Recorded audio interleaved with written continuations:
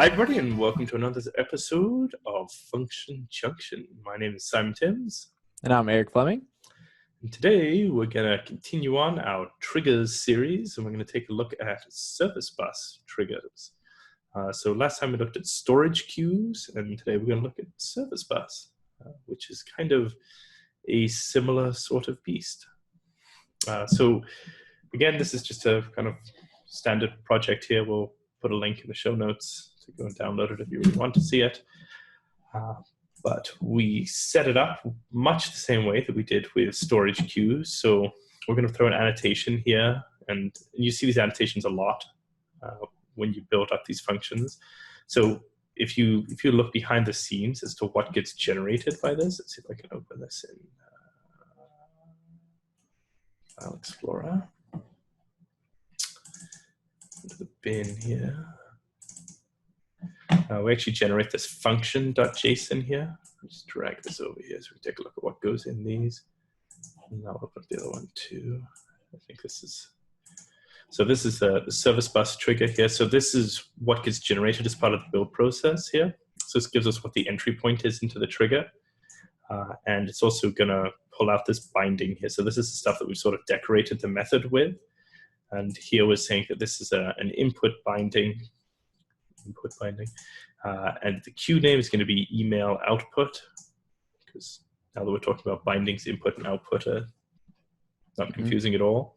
So the idea here being that some other program upstream is going to have written to this email output queue. The function is responsible for picking it up and sending the message. We tell it what type it is. It's a service bus trigger, and we're going to tell it the connection name, which is the service bus account. So the connection name just maps to, or the service bus account just maps to here. So this is just the connection string that I pulled off of the portal. Pay special attention to the first fragment of the shared access key. If you can guess the next like 100 characters in here, you'll be able to steal my service bus information. I'm probably going to reset it anyway, so good try, guys. Sneakily sending messages over service bus on my die.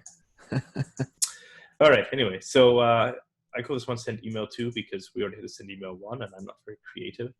But we set up the binding to go against service bus, and we're just going to throw in a trace writer as well. Now, the nice difference about this one is that what we get out of it is already a fully inflated message. So this is a send email message, which is just a simple transport object here with where we're sending it to, what the subject is, what the body is of the message. So we're just going to spin that up here again and see what that looks like. Always with the windows open on the wrong screen. Okay. So we're all up and running here. And this program here is just a simple command line program that's going to poke messages into various queues.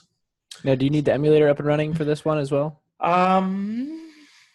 You probably need the emulator up and running for this particular example, just because I already have this stuff is already talking to the local storage. Okay. So it probably writes a little bit of data to it, but you don't need to talk to storage queues to get service bus queues to work. It's just that some of the stuff inside Azure Functions is talking to storage. Gotcha. And because I still have 2 functions in here, like I still have that old function from our previous video, I would still need to have that in there. Okay. All right, so let's go and give this one a try. So hit 2 to send a message.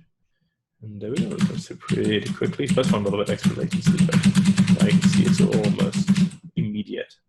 Yeah. And this is cool because the last one was almost immediate, but it wasn't sending it anywhere. And this one is cool because it's almost immediate, and this is actually going out over the interwebinets and coming back. Oh, wow.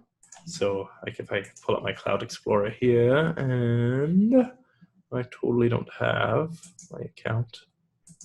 Let's go to this one. Loading subscriptions.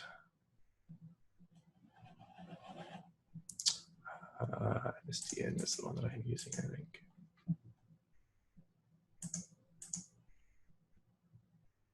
So if I go in here and take a look at service bus. So what were kind of the differences there with service bus?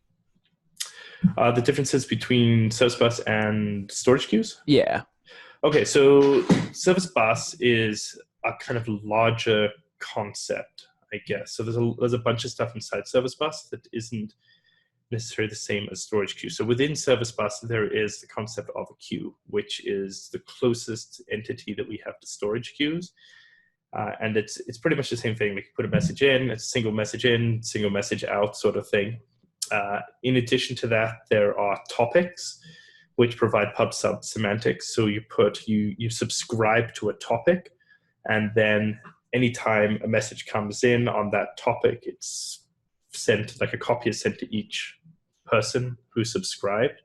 So queues are good for like a fan out sort of thing. Okay. So if you have a piece of functionality that you need to, maybe you have like a bunch of images that you want to convert or upscale or something, do something with images. It's a good example. And somebody sends you 100 of these images, then you can put messages in a queue to say, please go and do this.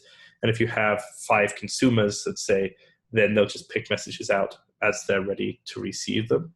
So a topic for a subscription might be something like you're writing the backplane for a WebSocket.